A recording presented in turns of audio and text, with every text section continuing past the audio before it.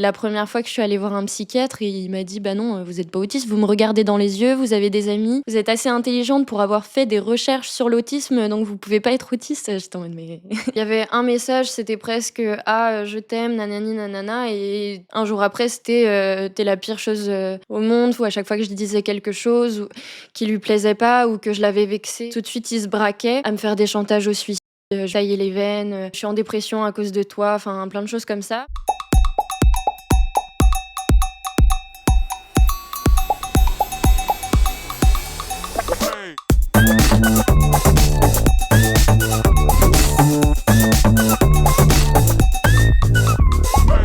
Bonjour à tous et bienvenue dans Micro et Rago, le podcast où on vous donne le micro et vous nous racontez vos ragots.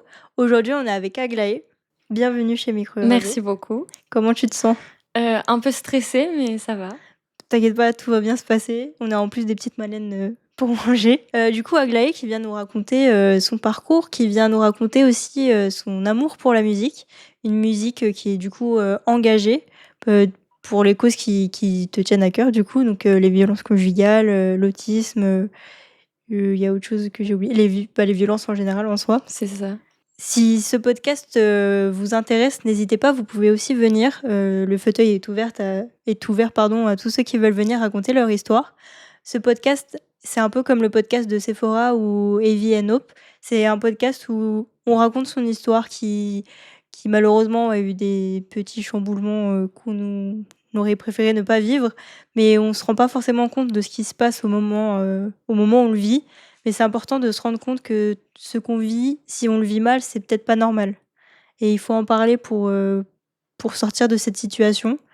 Donc c'est une intro un peu bancale vu qu'ils ne connaissent pas l'histoire. Mais ça va bien se passer, comme je t'ai dit. Moi aussi, je ne sais pas parler au micro. Ok, donc on va commencer un peu par le début. Donc ton enfance, tu as grandi où? Alors, j'ai grandi en Mayenne, chez ma maman et mon papa. J'ai pas trop de souvenirs de mon enfance. Je pense que globalement, ça s'est assez bien passé. En termes de scolarité, socialement, ça allait. Ça c'est un peu plus compliqué quand je suis arrivée au lycée. J'étais pas bien du tout, j'aimais pas du tout, le lycée, prendre des notes, j'y arrivais plus à rien, en fait.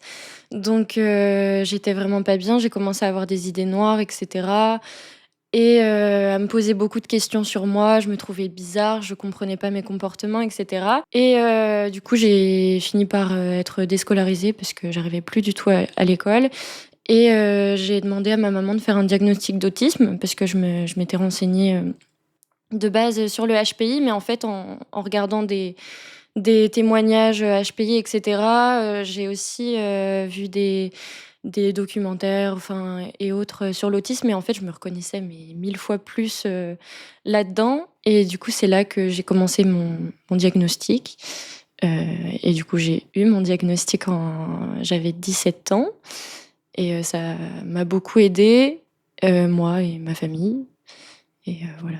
Mais du coup, qu'est-ce qui a été l'élément déclencheur pour que tu te dises, est-ce que c'est l'autisme ou est-ce que c'est HPI? Enfin, à quel moment tu t'es dit: «OK, il y a vraiment un truc»? En fait, c'était compliqué parce que je connaissais pas forcément l'autisme, non plus, beaucoup. Donc en fait, je me suis renseignée, et puis, j'ai acheté des bouquins, des bouquins, des bouquins. Maintenant, je pense que j'ai une librairie de bouquins sur l'autisme, chez moi, et en fait, vraiment, j'ai fait des liens avec des comportements que j'ai pu avoir, même en termes de comment je suis, comment je peux réagir, ma façon d'être. Je me reconnaissais, beaucoup, et il y a beaucoup de témoignages aussi de femmes, et l'autisme chez les hommes et chez les femmes, c'est pas du tout la même chose aussi, Ah bon? et ça se caractérise pas forcément de la même chose. Déjà, les diagnostics sont d'autant plus tardifs parce que les intérêts spécifiques ou intérêts restreints, aussi qu'on appelle, sont beaucoup plus, considérés comme normaux, comme par exemple, un homme qui s'intéresse aux trains et aux lignes de métro, qui connaît tout par cœur et cetera. C'est un peu plus dérangeant que, par exemple, une petite fille qui connaît tous les chevaux de l'écurie de son équi j'arrive plus à parler, enfin, tous les chevaux, ou par exemple, qui connaît toutes les musiques par cœur, enfin, je sais pas, mais des intérêts un peu plus commun, Oui, je c'est quelque chose dirais. qui est plus habituel. C'est ça et les femmes ont tendance à plus se camoufler et à faire comme les autres. Donc ça permet de cacher aussi un peu plus les traits autistiques et c'est pour ça qu'il y a beaucoup de retard de diagnostic. Oui, parce que toi, t'avais donc à ce moment-là, tu étais déscolarisée, mais avant, pourquoi est-ce qu'à l'école, par exemple, ils ont pas, eu le temps ou l'envie de voir qu'il y avait quelque chose? Bah, je pense que en y réfléchissant du coup, quand j'étais plus petite, en fait, on se posait pas de questions et puis enfin mes parents, ils je pense que c'était, bah, je suis comme ça et puis, enfin j'ai pas de problème quoi. C'était vraiment, c'est mon caractère, c'est ma façon d'être. Bah, si des fois je suis pas bien, ça arrive, enfin c'était pas forcément des questions et puis je pense aussi comme il y avait mon frère qui était handicapé aussi, enfin qui est toujours d'ailleurs, je pense qu'en fait, c'était pas du tout la même situation et puis il avait aussi beaucoup besoin, de soutien, dans le sens où, du coup, il avait plus de difficultés, pour marcher et cetera. Il avait des rendez-vous médicaux et tout, donc je pense que c'était aussi beaucoup, mon frère, handicap, physique et cetera et puis, moi, je pense que j'ai quand même facilement camouflé et fait comme les autres assez rapidement, arrivée à l'école, et cetera et du coup, en fait, ça s'est passé un peu inaperçu, je pense. Mais tu senti quand même un impact, j'imagine, sur ta scolarité? Bah, en soi, j'avais quand même des facilités à l'école, donc ça allait. Même socialement, en soi, j'étais dans un village, donc il y avait pas beaucoup de gens. Donc les relations se font un peu plus naturellement, comme il y a peu de personnes, donc c'est plus facile, je pense. Et je pense qu'en fait, j'ai été quelqu'un qui me suradaptait beaucoup, donc même si c'était vraiment fatigant pour moi, je faisais des efforts pour, aller voir peut-être plus facilement les autres. Après, je sais pas trop, là, je parle de mon ressenti comme ça, mais je pense que c'est pour ça que je pense qu'à des moments, j'ai senti que j'avais un peu moins de difficultés et je pense que le passage de collège à lycée où fallait prendre des notes, où, il y avait beaucoup de changements, il y avait beaucoup de monde, c'était pas du tout la même ambiance et cetera. Je pense que ça a changé beaucoup de choses et aussi à force de camoufler et de «faire comme les autres» entre guillemets, je pense qu'il y a aussi un surplus qui fait qu'au bout d'un moment, on explose et c'est comme ça. Mais du coup, toi, tu as eu un moment où tu as explosé et tu plus pu faire comme si de rien n'était? Bah, du coup, j'ai commencé à avoir des idées noires et cetera parce que du coup, je me trouvais pas normale, bizarre parce que du coup, ça arrivait que je faisais des sortes de crises un peu crise d'angoisse ou crise de colère, mais j'avais pas de raison et cetera, que du coup, maintenant, j'appelle crise autistique et je sais différencier, crise d'angoisse et crise autistique et vraiment, je me disais: «Mais je suis pas normale, enfin, je suis trop bizarre» et cetera et je me souviens plus de la question. En gros, je te demandais, c'était quoi le point de non-retour où justement où tu t'es dit: «Je peux plus faire semblant d'être Hem, normal», même si c'est pas le bon mot? bah, je me souviens pas forcément. Mais il y a eu beaucoup de choses et puis, en plus, j'ai un ami qui s'est suicidé aussi pas longtemps, enfin, l'année d'après, le lycée, enfin, en deuxième, enfin, on arrivait en Pendant le deuxième, lycée, oui, oui. voilà, pendant le lycée et tout. Donc ça a été aussi beaucoup de choses qui ont fait que c'était compliqué et du coup, Ouais, c'était trop. je savais plus quoi faire, et puis je comprenais pas et en fait, le diagnostic, du coup, ça a été vraiment, en soi, j'étais en mode, «Il faut que ça soit ça parce que je comprendrais pas si c'est pas ça» et vraiment je me voyais mais, à 100 et même quand j'en ai parlé, à ma maman et mon papa au début, ils étaient en mode, bah, ils étaient pas choqués parce qu'en fait, au final, c'était pas du tout déconnant et même après en avoir parlé avec ma famille et proches, il y en a beaucoup qui disent: «Bah, en fait, c'est presque une évidence, ça nous choque pas du tout, quoi». Oui, donc c'était très libérateur, en fait, ton Oui, diagnostic. exactement et puis ça a permis aussi de libérer la parole et comme l'autisme, c'est encore, beaucoup méconnu, enfin, il y a beaucoup de préjugés, d'a priori et cetera et c'est très compliqué mais du coup, le fait de pouvoir en parler, d'expliquer, mon histoire et que c'est pas parce que ça se voit pas que je le suis pas et tout ça, ça a permis d'ouvrir la discussion, avec la famille ou même avec, d'autres gens et cetera et puis du coup, je j'aime enfin, je veux en parler beaucoup aussi pour, justement que les gens comprennent que c'est pas parce que ça se voit pas sur ma tête et que c'est pas écrit autiste que, je suis pas autiste et que, j'ai pas des soucis pour autant et que parce que beaucoup aussi quand je l'ai annoncé au début, c'était: «Ah mais tu rien, enfin, tu autiste, de rien du tout» et cetera. Alors qu'en fait, c'est pas parce que tu vois pas que mes difficultés qu'en fait, j'en ai pas et que c'est pas énorme pour moi ce que toi, c'est rien. Enfin, Ouais, on a un peu ce truc de se dire, on en parlait dans un précédent podcast avec aussi une personne qui est atteinte d'autisme, justement, en fait, nous, on a trop cette représentation de la personne autiste qui va faire des crises tout le temps, qui est trop, en fait, on a trop les je sais plus comment on dit, l'image, attends, comment on dit? C'est un cliché. Ouais, c'est ça, on a trop oui, le c'est cliché ça, ouais. de la personne, qui où il faut tout le temps être à côté d'elle parce que sinon ça va Oui, pas bah, et c'est ça, cetera. Alors que, bah, du coup, c'est un handicap invisible que plein de personnes ont et qui ne se voient pas et on n'est pas obligé de le voir, en fait. Toi, tu bah, le ressens et c'est déjà beaucoup. c'est ça et puis, en plus, ça aide pas dans le sens où même, en termes de films, de séries qui sont, enfin, qui ont ce sujet, c'est un peu, tout ou rien dans le sens où, soit quand on parle d'autisme, c'est, quelqu'un qui se tape la tête contre un mur ou sinon c'est, je connais toutes les décimales de pi par cœur alors que, enfin, je veux dire, je suis pas un génie, enfin, je veux dire, c'est un spectre donc en fait, il y a un autisme pour un auti il y a oui, c'est ça. Il y a un autisme pour un autiste et on est tous différents et d'accord, il y en a qui ont beaucoup de facilité et qui connaissent des choses mais énormissimes et cetera. Mais la globalité, c'est pas ça du tout et les gens, en fait, ils comprennent pas que c'est pas tout ou rien et qu'il y a un entre 2 en fait. Oui, Enfin, il y a tout. comme tu disais tout à l'heure, c'est juste parce qu'en fait, on sait pas, en fait. C'est quelque chose, C'est ça, bah, il y a personne n'en beaucoup de parle. désinformation et puis même en ce qui me choque le plus, c'est en milieu professionnel, enfin les psys, les psychiatres, la première fois que je suis allée voir un psychiatre, pour signer le papier pour aller faire mon diagnostic, il fallait que j'aille voir un psychiatre et il m'a dit: «Bah non, vous êtes pas autiste, vous me regardez dans les yeux, vous avez des amis, vous êtes assez intelligente pour avoir fait des recherches sur l'autisme, donc vous pouvez pas être autiste». J'étais en mode: «Mais renseigne-toi», mais c'est fou, les psychiatres et même les psychologues qui te disent en 2 minutes: «Mais non, vous êtes pas autiste». Sans t'examiner, du coup. Mais voilà et puis enfin, je veux dire, j'ai fait mon diagnostic du coup au CRA de Angers, centre, ressources autisme et enfin, il y a des tests, il y a, plusieurs heures. En plus, c'est filmé. Enfin, je veux dire, c'est pas juste, je vais voir quelqu'un et en 2 minutes, il te dit: «Ah bah, vous êtes, autiste ou vous êtes pas autiste». C'est beaucoup plus complexe que ça et les gens, ils peuvent pas dire en 5 minutes, «Vous êtes ou vous n'êtes pas autiste», c'est pas possible, en fait. Surtout que, comme tu dis, c'est un spectre, donc Oui, voilà, c'est ça. en plus, alors il me semble que c'est oui, c'est en 2021, il y a, du coup, ton autisme va te sauver la vie, en quelque sorte. En quelque sorte, oui. Enfin, moi, je l'ai pris un peu comme ça, c'était un peu enfin, avec du recul sur le moment, je sais pas trop, mais je sais que c'était une crise autistique comme je disais.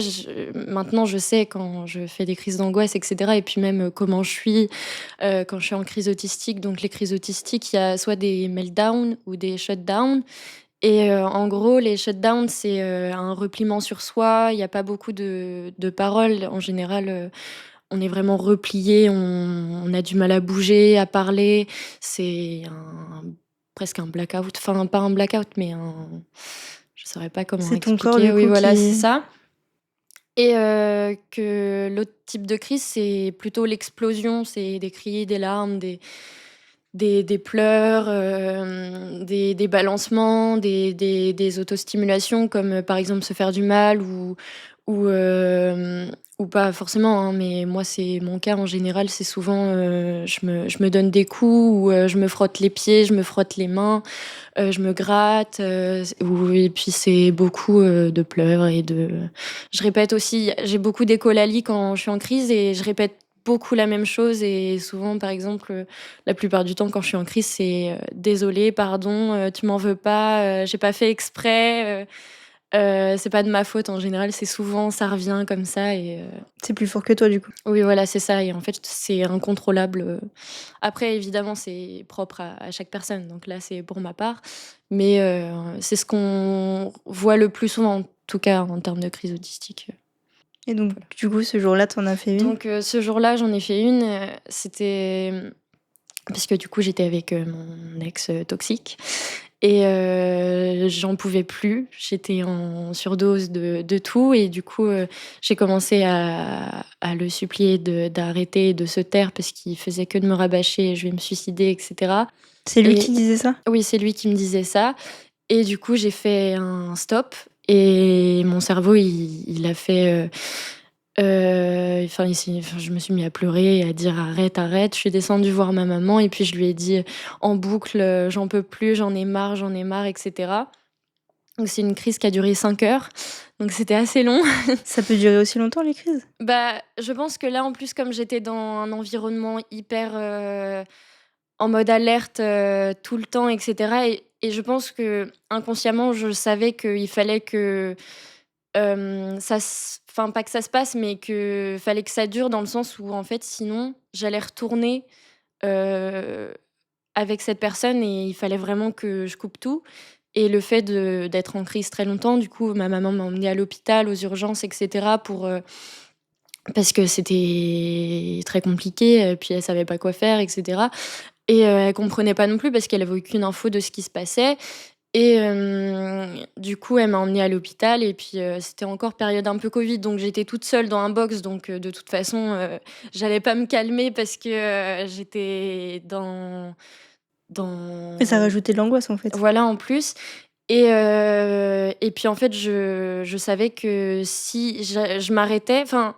je pense je sais pas si c'est vraiment ce qui s'est passé, mais avec du recul, je pense que inconsciemment ou consciemment, je sais pas, je m'étais dit que, si je m'arrêtais et que, j'arrêtais de pleurer ou de criser et cetera, il me renverrait chez moi. Sauf qu'en fait, s'il me renvoyait chez moi, bah, j'allais retourner avec cette personne-là et c'était plus possible, en fait et il fallait vraiment une coupure, mais complète et vraiment plus du tout revoir, cette personne donc Tu quel âge à ce moment-là? j'avais 17 ans OK. donc c'était il y a quelques années. Aujourd'hui, j'ai 21 ans.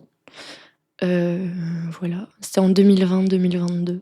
Une fois que tu étais à l'hôpital, du coup, qu'est-ce qui s'est passé, après? Alors, du coup, je suis allée à l'hôpital. C'était très long parce qu'en plus, surtout que ma maman, au final, aurait pu être dans le box, avec moi et cetera.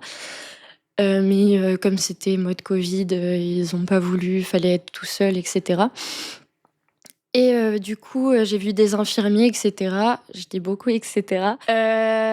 Au début, je savais pas enfin, je voulais pas forcément parler, donc je savais pas quoi faire et puis j'étais en mode, stress donc c'était compliqué aussi. Mais à un moment, j'ai pris une feuille, enfin, où ils m'ont donné une feuille, je me souviens plus vraiment et j'ai écrit, en fait, sur un papier. Au début, je disais pas tout ce qui s'était passé. J'écrivais juste: «Ah, mon copain, il me dit des choses pas très gentilles, il me dit que je suis une merde, ceci, cela, que c'est enfin, ça se passe pas très bien» et cetera et du coup, l'infirmier, m'ont fait aller voir, un psychiatre, je ne sais plus et je sais plus si c'est moi ou si c'est eux qui m'ont proposé ou je ne sais quoi. Mais du coup, en gros, j'ai demandé à me faire interner, soit, à l'hôpital là ou à un autre, parce que il fallait vraiment une coupure et du coup, en fait, ils m'ont emmenée, à un autre hôpital parce qu'il y avait plus de place ici et je suis restée à l'hôpital pendant une dizaine de jours, histoire de faire une grosse coupure et de plus avoir de contact, réel avec cette personne et heureusement que j'ai fait cette «crise» entre guillemets parce que je sais pas si j'aurais pu m'en «débarrasser» entre guillemets autrement et voilà donc je suis allée, à l'hôpital mais en soi, c'était vraiment pour la coupure parce que j'étais là-bas, du coup, j'étais pas forcément, bien, genre et puis en plus je pouvais rien faire, enfin c'était compliqué. J'ai quand même eu le droit d'avoir ma guitare, dans ma chambre alors que d'habitude tout ce qui est cordes ou et cetera, trucs comme ça, c'est pas très accepté. Mais du coup, ça m'a fait du bien de pouvoir faire un peu de musique et du coup j'ai beaucoup écrit et beaucoup sur ce sujet-là du coup parce que c'est ce qui me touchait, énormément à cette période-là et ça m'a fait beaucoup de bien et puis du coup après on avait vu avec ma maman pour que je sorte, de l'hôpital et ça s'est fait après naturellement. Du coup, on va revenir un petit peu sur, donc cette relation, tu l'as rencontrée comment, Alors, cette personne? c'est quelqu'un que j'ai rencontré du coup, quand j'étais en service civique. On ne travaillait pas ensemble, mais on avait des rassemblements de groupe, donc on se voyait à ces moments-là. Hem, hem, donc voilà Et au fur et à mesure, en fait, on a commencé à se parler, à ces rassemblements, on rigolait, on faisait des activités, en fait, donc forcément, il y a des liens qui se créent, avec, pas qu'avec lui, hein, avec, tout le monde évidemment, même, je m'étais fait des amis et cetera, tout ça. Et au fur et à mesure, on est devenus plus proches, on avait un petit groupe, du coup avec, une autre, fille qui était avec nous. Donc on était 3 sur le groupe, c'était un groupe Snapchat et du coup pour, raconter, comment je l'ai rencontré, «vraiment» entre guillemets, enfin comment on s'est mis ensemble, c'est du coup on avait ce groupe et un soir, sur ce groupe, il envoie un message comme quoi il se sent pas bien, qu'il va faire un malaise, qu'il est prêt à tomber et cetera, mais qu'il est dans sa salle de bain, donc il y a personne, pour être au courant si jamais il se passe quoi que ce soit et cetera. Et d'un coup, plus de nouvelles, enfin il nous dit ça et plus aucune nouvelle de derrière. Et donc avec, l'autre personne, on s'inquiète beaucoup. On est en mode: «Bah, il nous donne plus de nouvelles, il vient de nous dire ça». Enfin, on est vraiment inquiète, on essaye de l'appeler, de lui envoyer des messages. Je crois que j'ai même envoyé un message à sa sœur sur Facebook que j'avais trouvé, comme ça. Bon, après, j'ai resupprimé mon message parce que c'était un peu bizarre, comme ça. Et du coup, enfin, il y avait aucune réponse. Donc moi, faut savoir que du coup, à cette période-là, j'habitais chez une collègue à ma maman, parce que c'était pas au même endroit que ma maman elle habitait un peu plus loin. Et du coup, un soir, il était pas très tôt en plus, je vais voir la collègue de ma maman et je lui dis, «Bah, je suis désolée, est-ce que éventuellement tu peux m'emmener, chez, quelqu'un parce que, il se sent pas bien, on n'a plus de nouvelles» et cetera. Ouais, tu inquiète. Enfin, histoire de voir, si tout va bien, quoi. Et sur la route, et du coup, elle accepte évidemment. Et sur la route, du coup, toujours on essaye de le contacter et cetera. Et je me souviens plus vraiment des détails, là, c'est vraiment ce que je me souviens, donc peut-être qu'il y a des choses que voilà. Et je crois qu'il m'avait peut-être envoyé un message en me disant, qu'il était à la douche, enfin voilà. Et il m'a ouvert la porte du coup, parce que du coup, bah, comme elle m'avait emmenée, j'ai dormi chez lui parce que, elle m'avait déposée donc voilà. Oui, donc tu es restée en plus, Oui, toute la voilà, nuit? du coup, je suis restée toute la nuit et puis, du coup, en fait, il m'a ouvert la porte, mais on n'a pas vraiment parlé de ça. En fait, c'était un peu, il était vraiment à la douche et il m'a ouvert la porte et en fait, c'est presque comme si s'était rien passé, mais du coup, un peu bizarre, en mode, Et tu t'inquiétais pour rien, entre oui, guillemets? bah, sur le coup, enfin, c'est avec du recul que je dis, qu'il était ça se trouve juste à la douche et qu'il s'était rien passé. Après, je sais pas vraiment parce que, du coup, on n'était pas, dans sa douche avec lui. Mais enfin, tu pas bien, tu dis que tu vas tomber, tu m'ouvres la porte, tu m'accueilles chez toi, mais comme si de rien, c'était un peu enfin, avec le recul, c'est un peu bizarre comme, et puis les parents, ils ont l'air de rien aussi, comme s'il s'était rien passé aussi. Donc un peu bizarre, mais bon, c'est pas trop grave. Et du coup, je passe la nuit chez lui et c'est là qu'on se rapproche et que du coup, que tout «commence» entre guillemets, entre nous, quoi. Tes parents, ils étaient au courant, du coup, de votre relation? Alors, du coup, mon papa, il est décédé donc Ah, non. pardon. Non, c'est pas grave. Et ma maman, elle a été mise au courant, oui, je sais pas, cachée, forcément et puis en plus, comme il l'a rencontré aussi après, il a rencontré, plusieurs membres de ma famille, donc les gens étaient au courant, globalement. Voilà et du coup, en fait, suite à ça, on a commencé à être ensemble, tout ça. Tout se passait bien au début, c'était, quelqu'un de très compréhensif, quelqu'un de très attentionné, enfin et puis, c'était un peu, enfin quand on parlait de notre rencontre, c'était un peu: «Ah, c'est comme dans un film et tout», enfin vraiment, j'arrive chez lui, il était pas bien, enfin, c'était un peu, vu comme ça du début et cetera, donc tout va bien, on fait plein d'activités, tout ça. Et c'est à quel moment, du coup, que ça bascule, entre tout va bien et tout va mal? Ça a commencé, c'est une relation qui a duré que 4 5 mois, donc c'était assez court en soi et donc je pense que ça a commencé à déraper un peu rapidement, mais au début, ça a commencé par des disputes, des embrouilles pour un rien, par exemple, je me souviens que parce qu'il avait aussi des tocs, d'hygiène et cetera, donc des fois, j'étais obligée de prendre 2 douches par jour et cetera, fallait que j'aille me brosser les dents, enfin, je le faisais déjà, mais du coup, en plus, il me demandait, absolument de faire ceci, sinon, je pouvais pas l'embrasser, sinon je pouvais pas me mettre sur son lit, enfin, ou je sais plus, mais ce genre de choses. Et du coup, par exemple, une fois, j'avais mes règles et du coup, je voulais changer ma serviette hygiénique. Donc dans la salle de bain, je change ma serviette hygiénique après la douche, ou quelque chose comme ça et je mets ma serviette hygiénique, sale dans la petite poubelle qu'il y a sur, la poubelle dans la salle de bain et voilà, parce que je me dis: «Il y a que ça comme poubelle, je mets ça là, je vais pas la laisser par terre non plus». Et je me souviens qu'il m'avait embrouillée juste, «Ah mais tu fais pas ça là, enfin tu mets pas ça là, c'est dégueulasse et tout, ma mère elle va m'engueuler et cetera».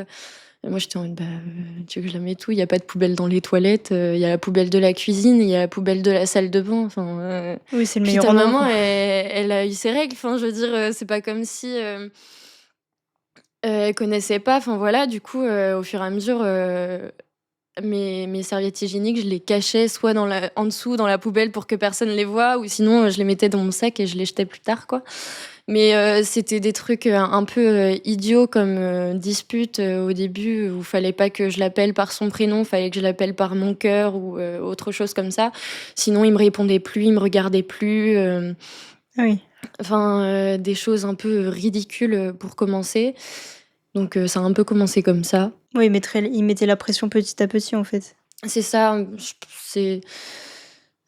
c'est petit à petit et puis comme il y a toujours des côtés positifs, tout est super d'un coup et ça commence à se dégrader, tout est super d'un coup et ça se redégrade et plus c'est super et plus ça se dégrade encore plus. Enfin, c'est vraiment, des montagnes russes, au fur et à mesure et du coup, donc au début, c'était des embrouilles pour rien, juste, il y avait par exemple, j'étais avec des amis et puis on regardait dans sa direction tout de suite, on se moquait de lui alors que il y avait aucun rapport, mais il venait me dire: «Ah, vous vous moquiez de moi, vous me regardiez» et cetera et des choses comme ça au début et après est venu aussi les dénigrements et cetera. Il me rabaissait, il faisait des remarques, «Ah, tu un fardeau, tu pas intéressante, tu casses mes délires», mais des trucs, un peu tranquille en soi au début, je me souviens, j'avais envoyé un message à une amie, je lui ai dit, «Tu crois que je suis pas mature, moi?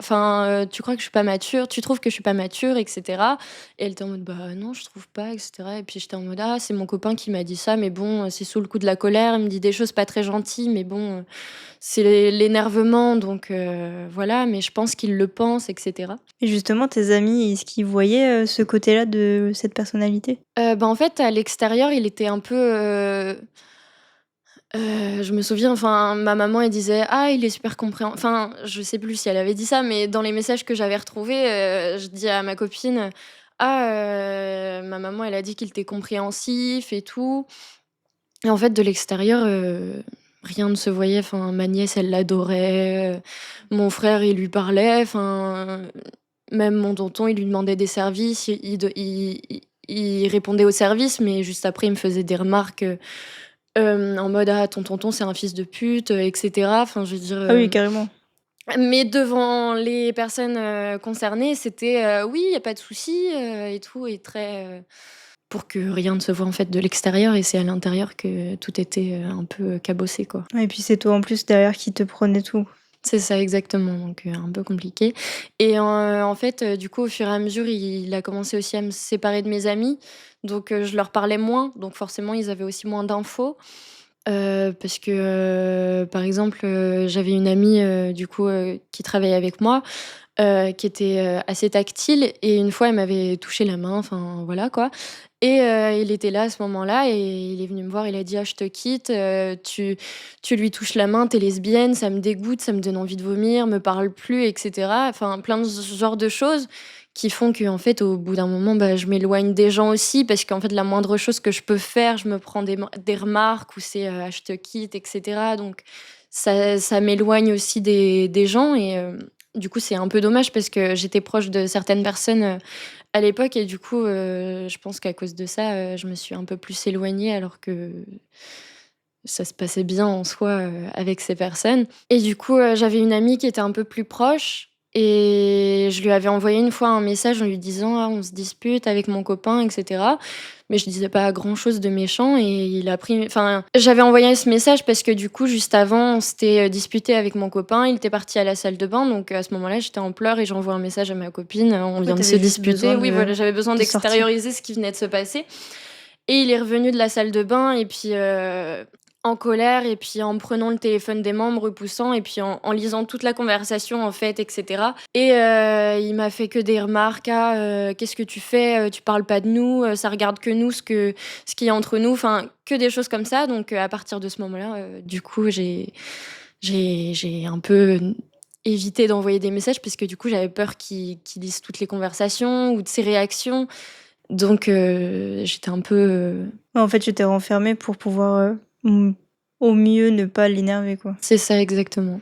Et est-ce qu'il y a eu des violences, physiques ou c'était que des violences verbales? J'ai pas vraiment eu de violence physique. Les seules «petites choses» entre guillemets, qu'il a pu faire, c'est me serrer très fort les poignets, en me regardant, à chaque fois qu'il était énervé, et c'est un peu comme s'il changeait de visage un peu.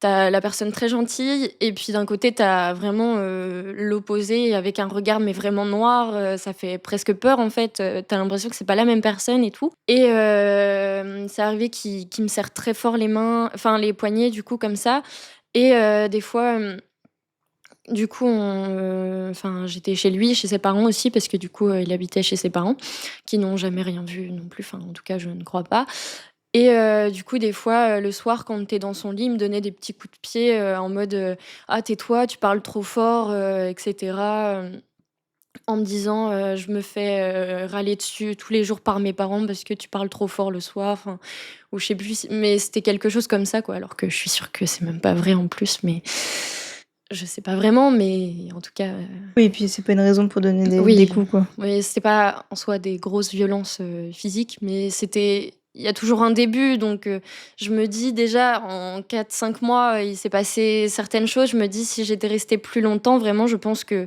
en vue de ses comportements, de ses regards, de comment il était, je pense que j'aurais eu des coups, à un moment ou en tout cas, Ouais, ça serait mal ouais, fini. c'est ça. Et une fois que tu es sortie de l'hôpital, du coup, j'imagine que ta famille s'est rendue compte que c'était lui qui était problématique? Bah, en fait, j'ai raconté, enfin, je me souviens plus de l'après-hôpital de trop. Je sais que dans la voiture, quand ma maman, elle m'a ramenée, j'étais en boucle encore, «Ça m'énerve, je suis énervée, enfin, à quel moment tu fais ça?» Enfin, j'étais énervée contre lui, pas contre moi. Je sais qu'il y a beaucoup de personnes dans ce genre de situation qui sont énervées contre elles ou enfin, ou contre eux parce que ça arrive aussi à des hommes mais qui sont énervés contre eux, dans le sens où, beh, comment j'ai pu rester avec ce genre de personne? Comment ça a pu m'arriver et cetera? Mais moi, j'étais vraiment, énervée en mode: «Mais à quel moment tu fais ça? Enfin, c'est pas normal, enfin» et j'étais vraiment en colère, je pense. Du coup, j'ai quand même, raconté assez rapidement et pas longtemps après, en fait, je suis allée porter plainte donc de toute façon, j'ai raconté aussi un peu ce qui s'était passé, dû à ça aussi, je pense donc Il avait quel âge? Lui, il avait 19 20 ans. Ouais, donc il était un peu plus vieux que toi, Oui, quand même. déjà, oui. Et lorsque tu portes plainte, c'est quoi un peu, enfin, qu'est-ce que tu dis déjà, à la police et quelle est leur réaction? Alors c'est pareil, j'ai pas forcément beaucoup de souvenirs de ça. Je sais que j'y vais et puis, du coup, j'avais pris des captures d'écran de messages qu'il m'avait envoyés, mais c'est des messages qu'il m'avait envoyés, quand je l'avais quitté. Enfin, je lui avais envoyé un message pour lui dire, «C'est fini, désolé, ça peut pas continuer» et du coup, j'avais pris des messages. Dans les messages, en gros, «Ah, tu la femme de ma vie, tu détestable», enfin vraiment en plus il se contredit, enfin, c'était des messages, il y avait un message, c'était presque, «Ah, je t'aime, nanani nanana» et un jour après c'était, «Tu la pire chose, au monde, enfin, qu'est-ce que tu m'as fait? Moi qui t'ai donné tout, tu c'est comme ça que tu me remercies», enfin vraiment un peu, Manipulateur? exactement, c'était totalement ce profil-là. Donc j'ai donné ça, même si en soi, ça c'est pas ça qui aurait changé grand-chose en termes de voilà, mais comme c'était beaucoup de messages, j'ai passé ça en mode, bah, il m'harcèle parce que du coup, il m'envoyait plein de messages et ça s'arrêtait plus. Bon, j'ai fini par le bloquer du coup, forcément et voilà et puis après, j'ai commencé à raconter, Aussi, tout ce qui était relations et tout et en fait, quand j'ai commencé à parler de relations sexuelles, ils m'ont dit: «Ah, attendez, ça, c'est pas moi qui gère ça, donc je vais devoir appeler quelqu'un d'autre». Puisque tu étais mineure, Parce du que coup? du coup, en plus, j'étais mineure et et du coup, je crois qu'ils ont appelé enfin, je sais plus si c'était exactement ça, mais dans le style, lui, il pouvait pas m'interroger là-dessus, donc parce qu'il était pas, enfin, je sais plus, enfin, il y avait quelqu'un de spécifique qui s'occupait de ça et du coup, c'est une dame qui m'a interrogée et cetera et en plus, il fallait que je sois filmée, je crois, parce que du coup, comme j'étais mineure, pour éviter que je re-raconte, ils ont filmé pour avoir le voilà, parce qu'en fait, moi, sur le coup, Tu tout déballé, quoi. voilà, enfin, pas vraiment non plus, mais puis, je pense que c'était aussi récent pour que j'ai trop de recul, donc j'ai pas tout raconté non plus, je pense. Mais mais du coup, j'étais en mode j'ai pas forcément mis de mots sur ce que j'avais eu et cetera, parce que même encore aujourd'hui, c'est compliqué de mettre des mots, comme c'est beaucoup de manipulation et beaucoup de retournement de cerveau, c'est très compliqué de poser, des mots dessus. Donc j'ai expliqué, en fait, ce qui s'était passé plus, et puis, elle a pris en note, ce que je lui avais dit, quoi. Mais du coup, il y a eu aussi des agressions, du côté sexuel? Heu c'était, je sais pas comment expliquer. Bah, il y avait beaucoup de chantage au suicide et de, du coup, chantage affectif, et cetera. Donc en termes de relations sexuelles, c'était en fait, c'était pas que pour les relations sexuelles, c'était un peu pour tout. À chaque fois que je disais quelque chose ou qui lui plaisait pas ou que je l'avais vexé en disant quelque chose ou je ne sais quoi, tout de suite, il se braquait et il commençait à se taper la tête contre le mur ou à se taper, avec ses mains la tête et cetera, à me faire des chantages au suicide, «Je vais me suicider, je vais me tailler les veines», «Je suis en dépression à cause de toi», enfin plein de choses comme ça. Et par exemple, il y a une fois du coup, pour, mettre un peu de contexte, on revenait chez lui d'une, journée assez longue et tout, donc j'étais fatiguée et cetera. On se prend dans les bras, on est dans sa chambre et il dit: «Ah, on va se poser un peu et tout». Je dis: «Ah oui, en plus je suis crevée» et cetera. Et il me dit, en gros, il me fait comprendre qu'il a envie de moi et cetera, machin et moi, je suis en mode, «Non, enfin, j'ai pas envie, je suis fatiguée» et cetera et puis tout de suite, il se braque. Il dit: «Bon, bah, je vais prendre ma douche» et cetera et puis moi, en plus, j'étais dégoûtée dans le sens où, enfin, ça veut dire que tu veux que ça? Enfin, je veux dire, on a dit qu'on allait se poser et tout, moi, je me suis dit: «On va se poser» et cetera et puis, du coup, il était en mode, «Je vais prendre ma douche». Du coup, il est parti dans la salle de bain. Moi, je me suis posée sur le lit et il est revenu de la salle de bain quasiment, 2 minutes après. Il a pas pris de douche ou quoi. Il est revenu, sur le lit avec moi et en se tapant enfin, je sais plus s'il s'était tapé à ce moment-là, mais pareil, du chantage au suicide et «Qu'est-ce que j'ai fait pour mériter ça?» et cetera, machin. Au bout d'un moment, il s'allonge et il pose sa tête pas loin de mon entrejambe et cetera et puis il me fait, «Tu pas quelque chose pour me changer les idées?» J'aimerais bien me changer les idées et cetera, mais tout en me caressant un peu presque, l'entrejambe et cetera. Enfin, très insinuant, la chose alors que j'étais en mode, «Bah, non, j'ai pas envie» et en fait, comme il faisait du chantage au suicide vraiment, à volonté, vraiment, il y avait, ce qu'il y avait. Bah, du coup, on a fini par le faire parce que, bah, en fait, c'était tant que je finissais par dire «oui», il continuait, son «cinéma» entre guillemets. Donc on a fini par le faire et je me souviens que du coup, avant de le faire, il m'avait dit, qu'en gros il voulait une fellation et cetera et moi je lui ai dit: «Non, j'ai pas envie». Il était en mode: «Ah non, mais moi je fais pas sans en fait, enfin j'ai je com» enfin, c'était dans le sens où, je veux ça avant de faire l'amour parce que, je fais pas sans, faire ça et cetera. J'avais réussi à rester sur mon «non» pour ce coup-ci. Donc on a fait, nos affaires et cetera et à un moment, pareil, j'ai dit quelque chose qui lui a pas plu ou je ne sais quoi et il a commencé parce qu'il faisait beaucoup le «je suis inconscient, j'ai le regard dans le vide» et cetera quand quelque chose lui plaisait pas non plus et en fait, il a commencé à regarder un peu partout, regard vide, regard noir aussi un peu, qui fait peur comme d'habitude. Moi j'étais en mode: «Bah, ça va pas, enfin on arrête, arrête de te forcer». Enfin, Ouais, ça tu ça faisait un peu culpabilises. ça du coup, j'étais, «Bah, on arrête là», enfin je veux dire, on va pas continuer et tout. Du coup, je lui dis clairement du coup: «Arrête, arrête et tout» et en fait, toujours en regardant sur les côtés, il y va plus, enfin, il fait plus fort et il finit, la chose et tout Et moi, du coup, à ce moment-là, j'étais en mode: «Bah, c'est bizarre, enfin, j'ai l'impression qu'il se force, mais en me forçant». Enfin, je comprenais pas ce qui se passait en plus.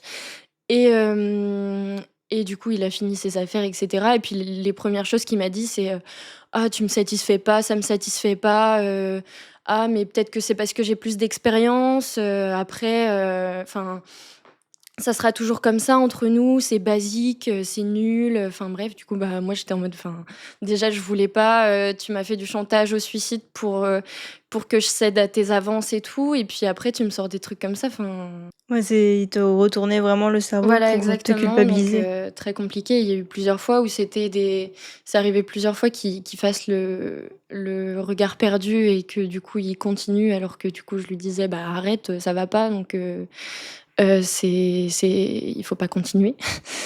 Pareil, je dis quelque chose qui lui plaît pas et cetera et du coup, il commence à comme d'habitude, à être, inconscient, à trembler, à être pas bien et cetera. Donc moi, j'essaye d'être là pour lui en mode, «Je suis désolée» en plus parce que de toute façon, c'est ma faute et c'est toujours moi qui le rend mal, enfin, c'est ce qu'il disait, quoi. Mais du coup, toi, tu y croyais? Et bah, oui et puis même du coup dans les messages que j'avais envoyés à mon ami, à chaque fois je disais, «Je me trouve insupportable, j'ai envie de mourir parce que enfin vraiment j'en peux plus, c'est toujours ma faute» et cetera et c'est super compliqué parce que du coup tu perds de l'estime de toi et tu comprends pas trop ce qui se passe non plus parce que du coup, tu la tête complètement embrouillée par ce qu'il dit. Des fois il te dit des choses. Enfin, il te fait croire des choses que tu as dit alors que tu les as pas dit ou inversement, donc tu sais même plus quelle est la vraie réalité, donc c'est très perturbant et du coup, même, à ce moment-là, ça pouvait être, hem, on va le faire et puis au final, il commence à pas être bien. Moi, je suis en mode: «Bah, on fait pas» et il me dit: «Ah mais moi j'avais envie» et cetera et je lui dis: «Mais tu angoisses de toute Oui, il se façon force donc lui aussi, quoi. enfin je veux dire, c'est pas possible» et plein de choses comme ça et du coup, il me posait des questions et moi, je disais: «Je sais pas» ou je ne sais quoi et il me disait: «Ah ça m'angoisse quand tu dis "je sais pas" et cetera» et pareil, il retournait tout, il posait des questions pour que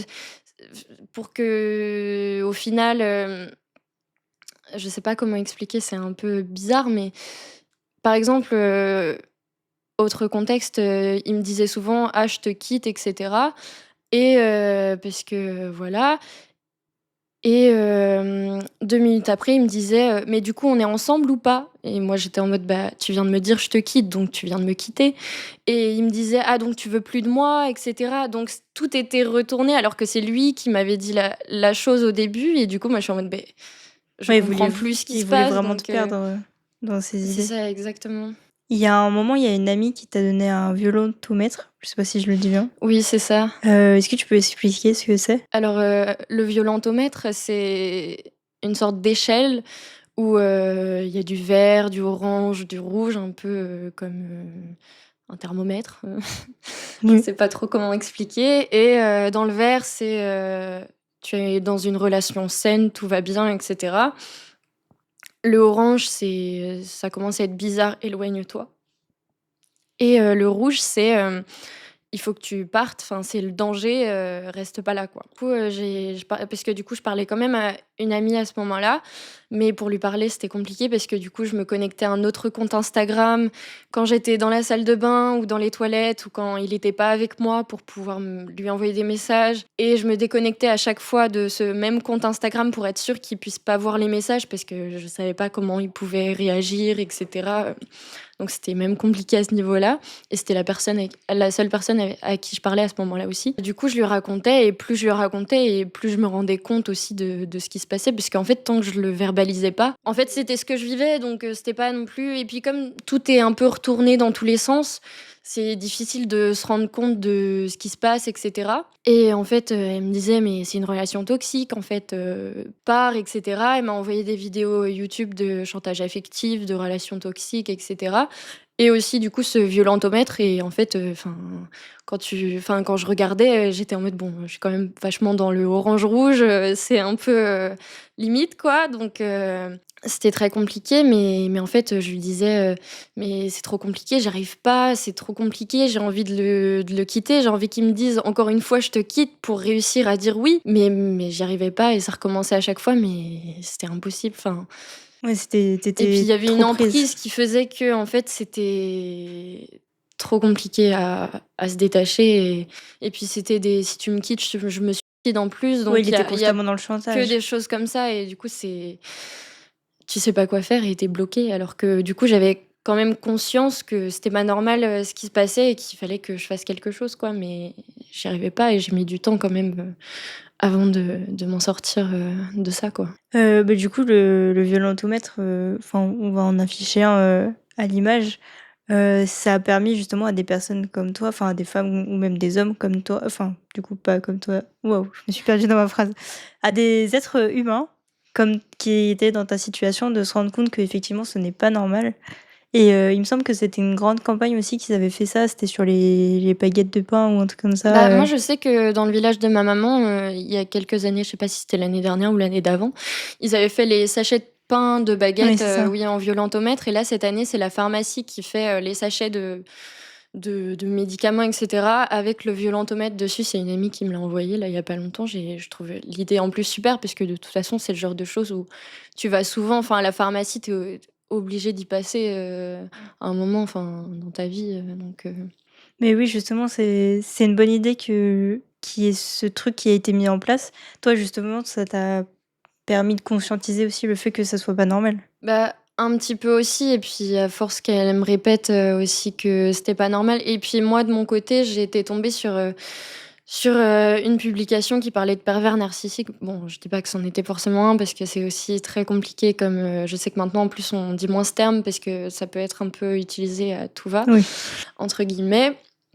Mais, enfin je veux dire, pour, dire que en fait, c'était quand même pas normal que je le reconnaisse, trop dedans et que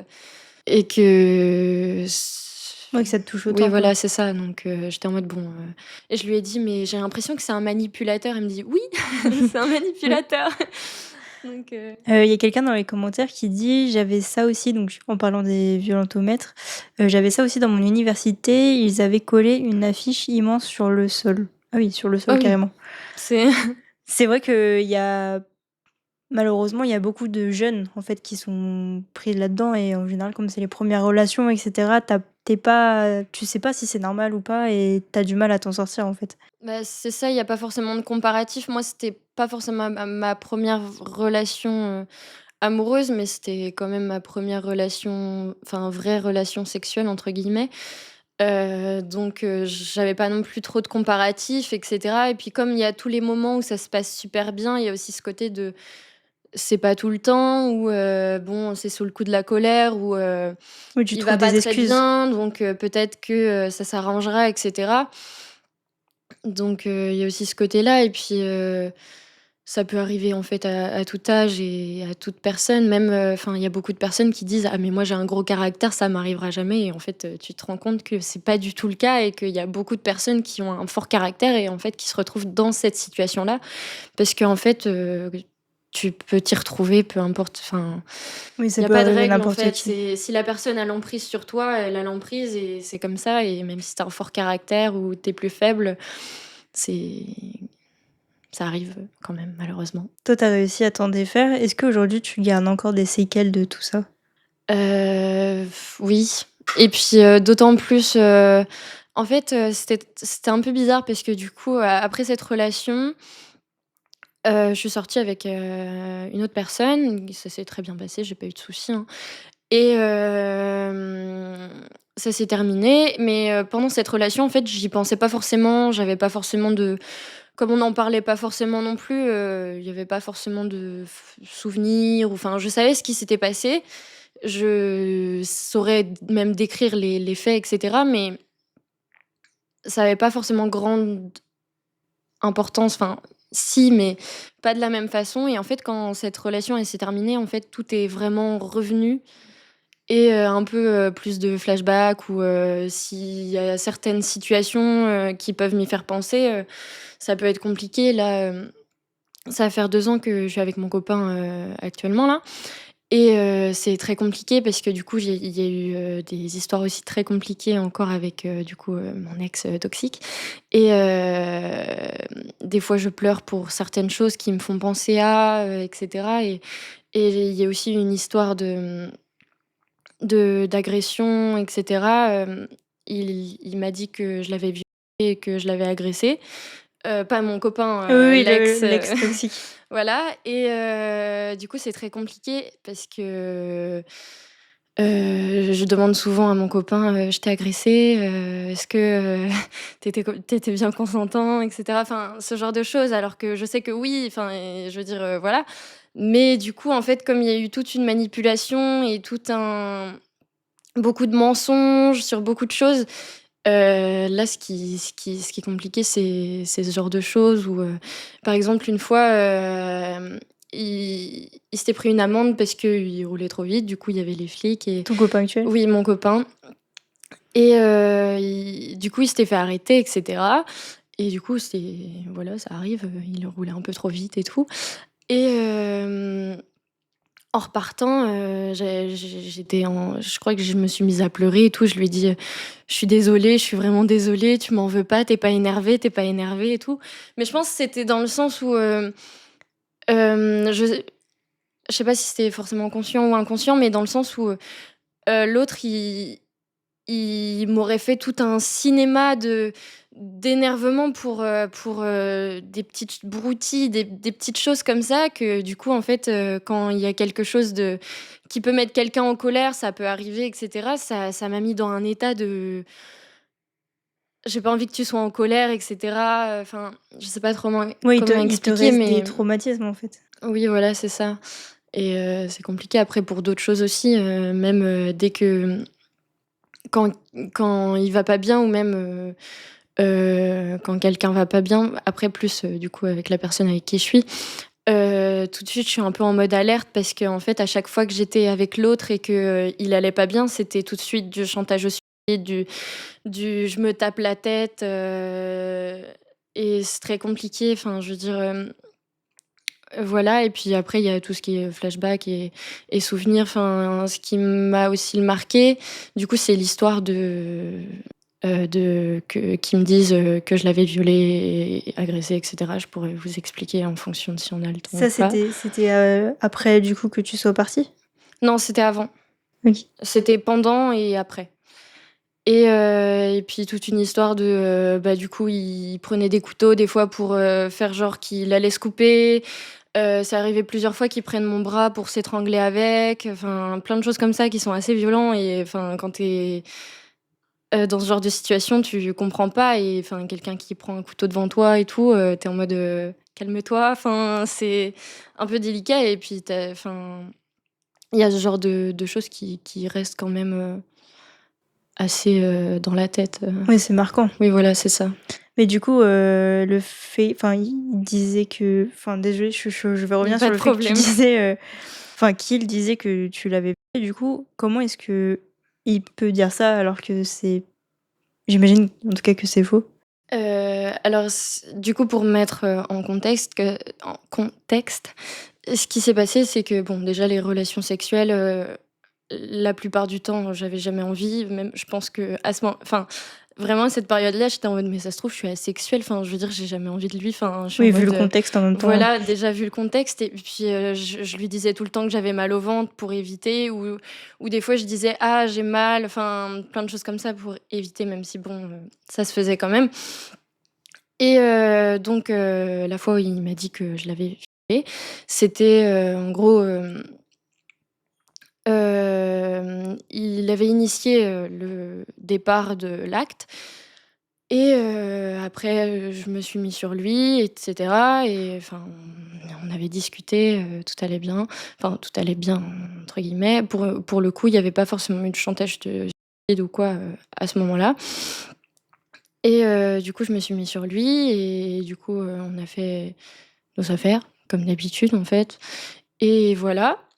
Et je sais plus si c'était le soir ou le lendemain, j'étais en train de me préparer dans la salle de bain ou je ne sais quoi.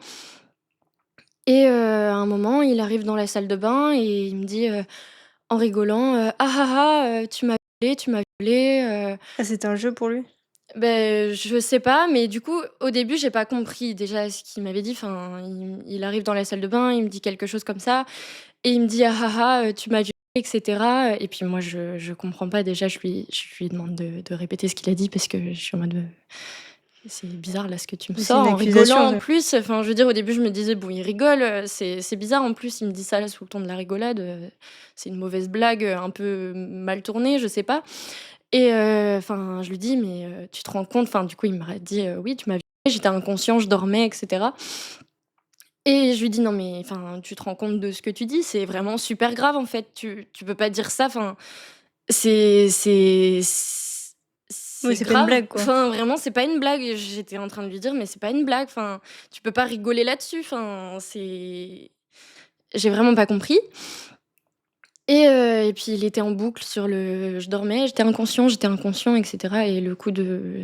il était inconscient, il me faisait ça tout le temps, enfin des fois il me disait: «Ah oui, j'étais inconscient», par exemple, il se levait la nuit, il m'insultait, il me disait: «Connasse», il allait aux toilettes et il revenait, et le lendemain, il me disait: «Non, je dormais, je m'en souviens pas, j'étais inconscient», enfin, ce genre de choses aussi, quoi.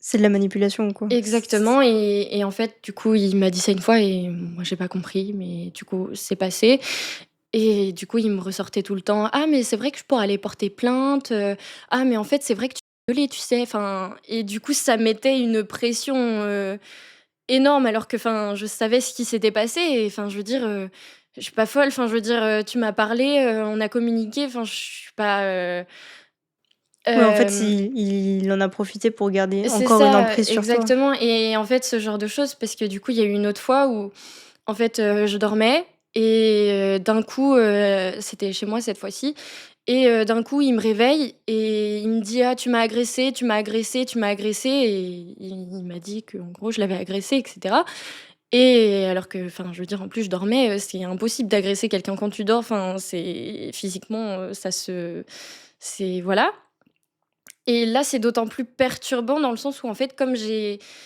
moi, je dormais et qu'il m'a réveillée,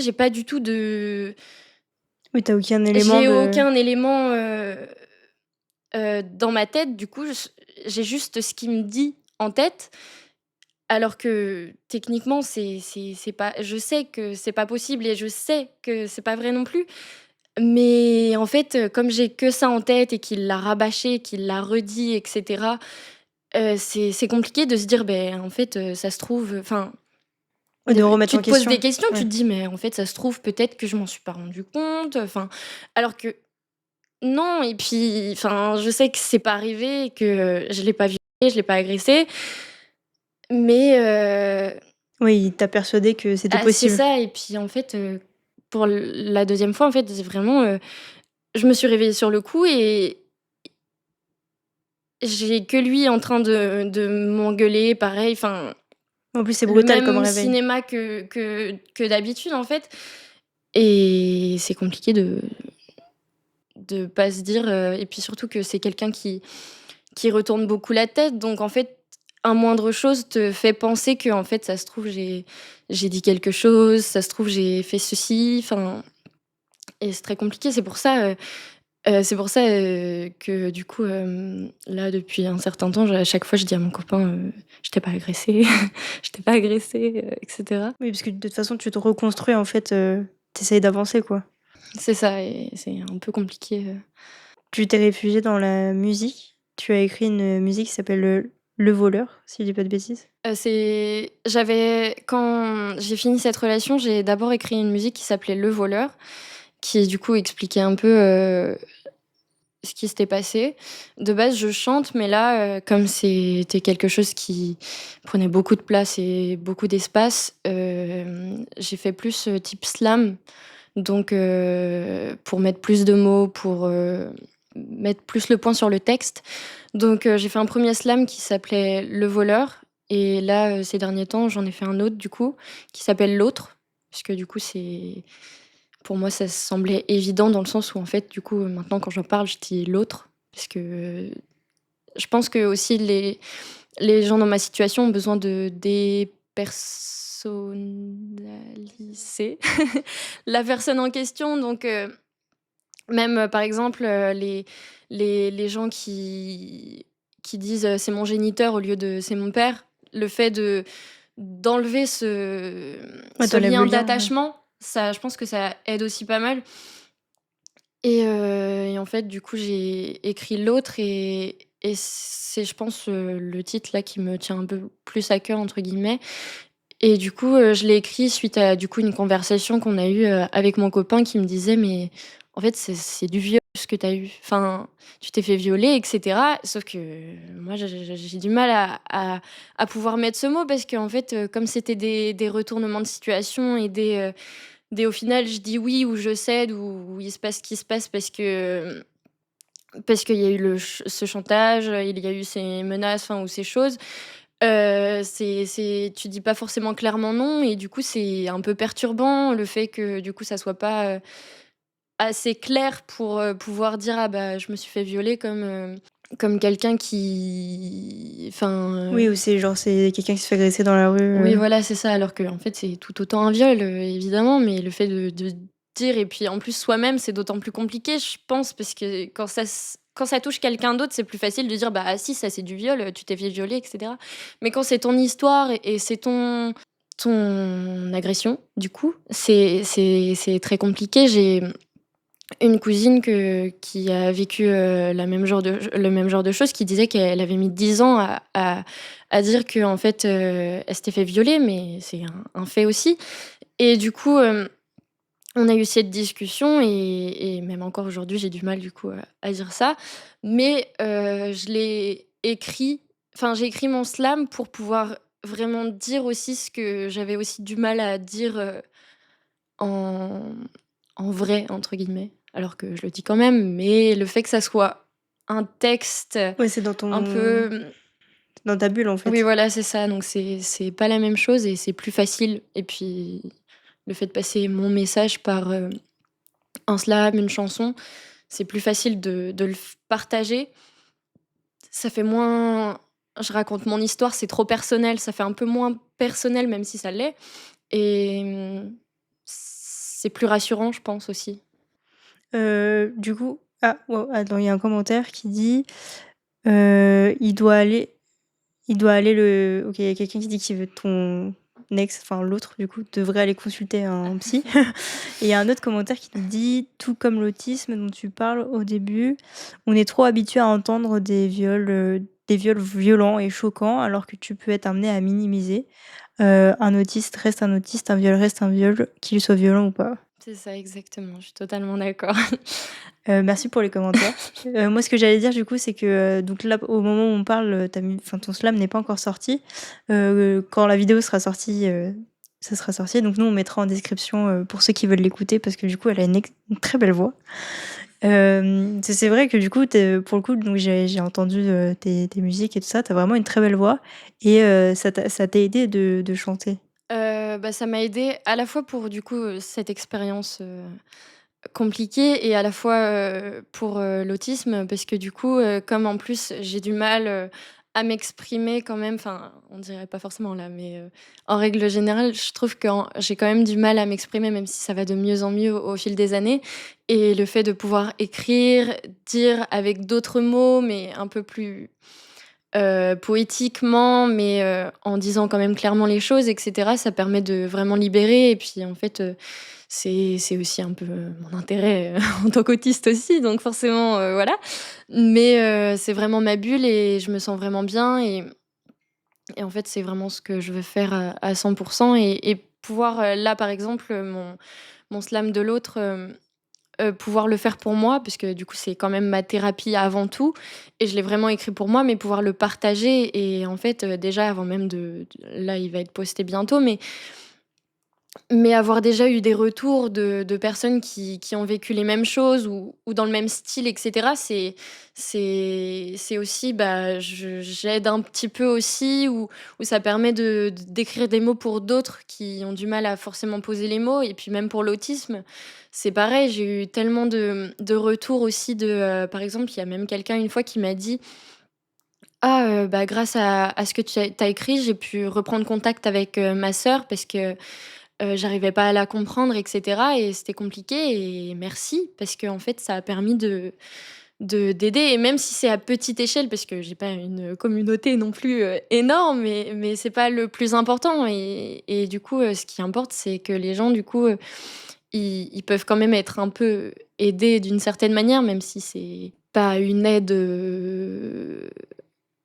enfin, je sais pas comment expliquer, mais le fait de pouvoir avoir certaines choses à comprendre, même je sais que, par exemple, pour l'autisme, ma maman dit que en fait, on voit les choses de l'extérieur, mais le fait que moi je parle de de l'intérieur, ça permet de mieux comprendre aussi, certaines choses qui, par exemple, ont du mal à être compris si tu le vis pas et du coup, je pense que ça peut aider, à la fois, les personnes concernées, mais à la fois les personnes autour des personnes concernées aussi. Donc je trouve ça aussi intéressant à ce C'est bien niveau-là. aussi de donner un modèle. Modèle, aux personnes du coup qui savent pas encore ou qui viennent de découvrir, qu'ils étaient aussi, atteints d'autisme ou même autre chose, dans la vie en général, d'avoir quelqu'un qui dit: «OK, cette personne est comme moi et elle peut briller aussi, donc moi aussi je peux Oui, avancer et c'est briller vrai. aussi». Bah, c'est le cas dans beaucoup de choses, même, par exemple, quand, il y a des sportifs, qui font des trucs de ouf et tout et qui ont des particularités, enfin, peu importe lesquelles et enfin, c'est toujours, même des chanteurs, des humoristes, et on peut se dire: «Ah bah, il l'a fait, moi aussi» ou «Ah, j'admire ce qu'il fait, même si, il a des difficultés», et cetera et du coup, c'est aussi super, intéressant et aussi beau à voir, je pense, Oui, franchement, c'est gratifiant aussi pour les personnes de se dire qu'ils aident des gens et cetera. Comment t'es venue toi, cette passion pour la musique? En soi, j'ai toujours aimé chanter, dans ma chambre, la porte fermée, sans que personne m'écoute, depuis, un petit moment. Du coup, j'ai vraiment commencé à chanter en 2019. Je suis allée faire de la guitare, en fait, chez une amie. Elle m'a appris 4 accords, les 4 accords magiques, basiques, qui font, beaucoup, beaucoup de chansons, donc très pratique à apprendre et en fait, j'ai appris ces accords, j'avais ma petite guitare et la semaine d'après, j'ai chanté devant toute ma famille à une cousinade et depuis, j'ai pas arrêté et du coup, j'avais un père, musicien donc forcément, j'avais aussi un peu de musique, à la maison avec, mon tonton aujourd'hui qui m'accompagne aussi énormément sur, tout, que ce soit la musique et puis même, tout ce qui est mes projets, pour l'autisme et cetera et puis même, du coup, comme il avait vu l'autre, en personne, il a été aussi proche de la situation donc il m'a accompagnée par exemple pour aller au commissariat et cetera. Donc c'est quelqu'un qui m'accompagne beaucoup comme ma maman et heu et voilà donc depuis, je n'arrête pas la musique et je continue, à fond. Est-ce que tu comptes en vivre un jour, du coup? J'aimerais beaucoup.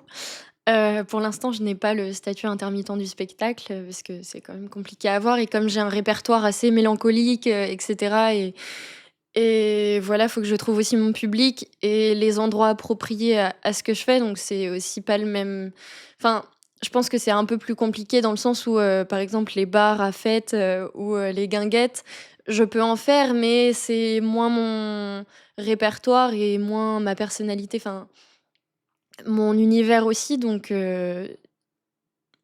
faut que je trouve, les bons endroits et les bonnes, choses. Mais, ce que j'aimerais plus tard, c'est que du coup, je trouve mon public et que je fasse mes chansons et partager, mes titres, aux gens qui m'aiment, ou pas. Bah, nous, en tout cas, on va mettre, toutes tes infos en description pour que le public Micro Urago te Merci. découvre. Parce que, je le redis, mais tu as vraiment une belle voix et Merci les beaucoup. musiques que j'ai pu entendre sont pour le coup, je les ai écoutées donc j'ai tout écouté hier soir et ça m'a vraiment touchée en plein cœur alors que j'ai jamais été victime de violence ou quoi, mais malgré tout, tu as pu me toucher Donc je trouve que bravo, c'est très fort. Désolée, je fais Pas de souci, merci beaucoup. Ça me fait très plaisir d'avoir des retours, du coup aussi de gens et puis j'aime beaucoup avoir les retours même si c'est négatif, c'est toujours intéressant d'avoir des retours, enfin, quand c'est constructif parce que bon, si c'est juste, les haters des des réseaux sociaux. insultes, voilà, pas trop d'intérêt mais ça fait toujours plaisir d'avoir des retours, surtout en plus, là, comme c'est des choses que j'ai écrit, par exemple, comme le slam ou des chansons que j'aurais pu écrire, c'est voilà, merci. Est-ce que tu aurais, un grand souhait, quelque chose que tu aimerais vraiment vivre comme ça, un jour plus tard? Oh là là, un grand souhait alors, Ou un petit souhait, hein, mais j'aimerais bien un jour, chanter avec Barbara Pravi. Voilà, c'est ma chanteuse préférée. C'est aussi, beaucoup le répertoire que j'aime faire.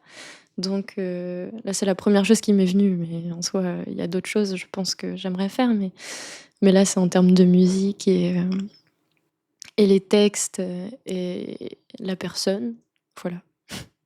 bah, écoute, Barbara, si tu passes par là, on ne sait jamais, on peut toujours rêver de toute C'est ça. façon. Bah, merci beaucoup, d'être venue. Bah, Ça m'a merci fait plaisir de également. discuter avec toi. Est-ce que tu aurais quelque chose à rajouter, un sujet dont tu aimerais, qu'on Bah, du coup, juste pour en revenir, à la violence et cetera, ce que je veux transmettre le plus dans ce que j'ai écrit, c'est que les violences, physiques, ça existe, mais il y a aussi tout ce qui est violence psychologique et moi, je n'ai pas forcément eu de violence physique, pour le coup, mais les violences psychologiques sont énormes et il ne faut pas les minimiser pour autant. Et même les violences physiques, une claque est une claque, enfin, je veux dire, un coup est un coup, ça n'excuse en rien. Peut-être que, les personnes ont vécu des choses, malheureuses, mais ça n'excuse pas les faits et je trouve important de sensibiliser sur la violence psychologique et le chantage, l'emprise, la manipulation. C'est quelque chose de grave et il ne faut pas du tout, prendre ça à la légère et il faut en parler et heu et avancer, malgré, les séquelles et les traumatismes et tout ça et voilà. Je viens de me rendre compte que j'ai oublié de te poser une question. Tu avais dit que tu avais été, au commissariat pour parler de ce qui s'était passé avec l'autre. Quelles a été les finalités du coup, juridiques? Alors, du coup, je suis allée porter plainte vers, avril, je pense et cetera. Donc, ils m'ont interrogée, ils ont interrogé mes proches, donc, ma maman, ma sœur, je ne sais plus si mon tonton, enfin, en tout cas, certains de mes proches. Il y a des personnes, qui ont qui travaillaient avec moi, je crois, certaines personnes ou dans l'entourage qui ont été interrogées aussi. Il y a sa famille qui a été interrogée, comme son papa, je crois. Et du coup, l'année d'après, on devait avoir une confrontation. C'était prévu un jeudi, je crois et le mercredi, l'autre s'est fait, interroger et en fait, il a porté plainte, du coup, contre moi. Donc bah, forcément, la confrontation était inutile parce que, bah, en fait, forcément, on n'était pas d'accord puisque l'un avait porté plainte et l'autre, contre l'autre. Donc ça n'a plus de «sens» entre guillemets. Donc ça a fini sans suite, qui de toute façon, en fait, moi, je suis partie du principe que ça finirait sans suite parce que ce genre de choses, en fait, il y a pas de preuves concrètes, il y a rien, donc c'est très compliqué à prouver et cetera.